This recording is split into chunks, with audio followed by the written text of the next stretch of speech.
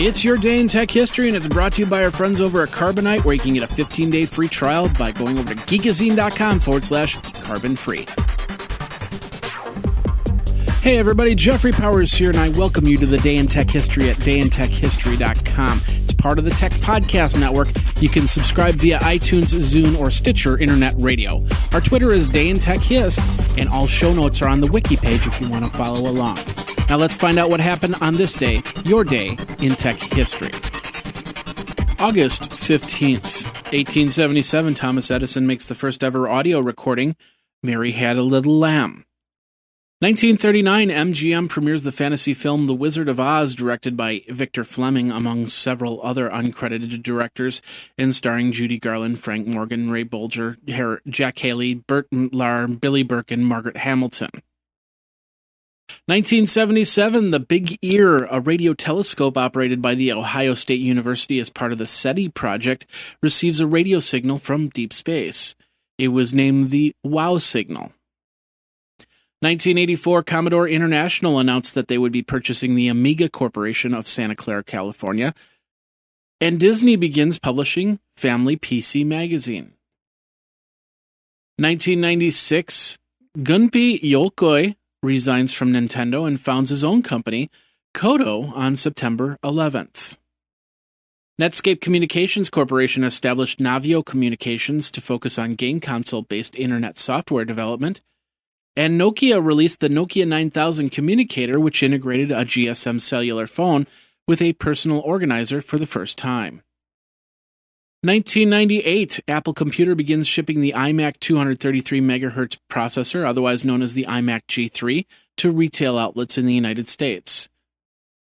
It would be priced at $1,299. And in 1999, version 1.10 of the Hydra BBS is released. If you're a small or medium business that doesn't have any type of backup to their computer off-site, well, you need to start, because you never know. Fire, flood, theft, all these things can turn your business from a great success to a great failure. And we don't want that. We want you to bring everything back so you can make the next social network or make the next big thing. And do that by backing up all your stuff off-site by using Carbonite. Now, they have Pro plans and server plans. Pro plans starting at $269.99 a year, and server plans starting at $799.99 a year. You can hook up unlimited computers or servers. It is easy to use web dashboard, and it's all HIPAA compliant if you are a startup healthcare. Awesome there. Check it all out. Go over to geekazine.com/carbonite. Geekazine.com/carbonite. And back up now, back up often, back up all the time using Carbonite. Now let's get back into your day in tech history. In 2000, Brett McDaniel, a dissatisfied former employee of Tornado Development, a provider of web-based email and voicemail services, sends a single email to approximately 5,600 of the company's clients using the moniker Secret Squirrel, warning them of a security vulnerability that would permit malicious users to piggyback a previous secure session, grab the unique session ID, and thereby read the user's email. McDaniel had previously warned the company of the flaw, but he had grown dissatisfied when the pace of Tornado was addressing the issue.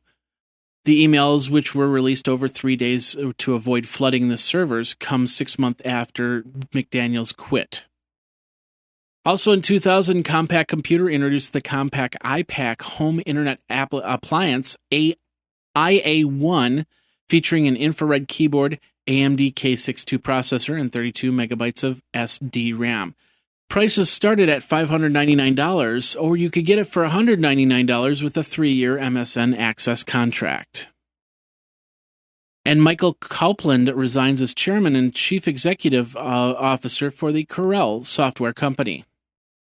2001, Egghead.com, a computer software retailer, announced that it had filed for Chapter 1 bankruptcy protection. A team of scientists headed by Professor Edward Felton of Princeton released a paper that revealed serious security flaws in anti-piracy technology supported by the music industry. And Lawrence Livermore Laboratory, a United States Department of Energy natural laboratory, unveiled the most powerful computer ever constructed in the world, named the Advanced Interactive Executive or AIX, was built by IBM and programmed to simulate the explosive effects of a nuclear bomb. 2004 version 1.3 of TorrentFlux, a multi-user graphical user interface for BitTornado, was released by Windows. 2005, Andrew Steffi discovers Pluto's moons, Hydra and Nix, from images taken by the Hubble Space Telescope.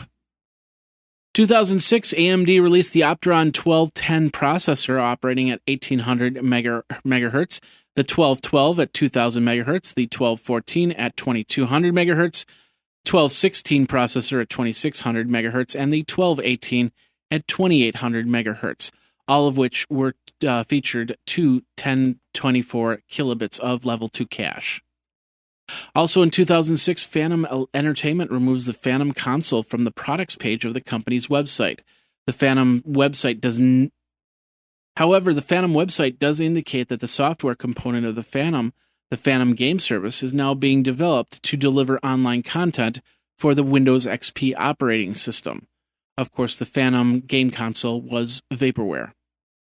Also in 2006, version 2.0 Aqua Beta of Neo Office, an open source open office org office suite, was posted to Mac OS X. And the Voyager 1 space probe, the most far distant man-made object in space, reached a distant 100 astronomical units, or 15,000 million kilometers, 93,000 million miles, or 9,300 million miles from the sun. 2008, Google launched AdSense for feeds, and after a 3-day outage, Netflix begins shipping movies once again. 2010, Facebook purchased Chai Labs, which is a program that lets users customize and launch search-friendly sites in verticals. It was acquired for $10 million. 2011, Google announced that they would be purchasing Motorola Mobility for $12.5 billion. It was a merger that was finalized on May 22, 2012. And in 2012, Google Maps charts 1 million public transit stops. They revamped the Android app to include them. And that's your day in tech history. My name is Jeffrey Powers, www.dayintechhistory.com. All the show notes are over at wikizine.com, Geekazine's wiki. And of course, you can like the Facebook page and follow Twitter at DayInTechHist. Until tomorrow, take care. Day in Tech History is copyright 2014 JMP Enterprise and Geekazine.com.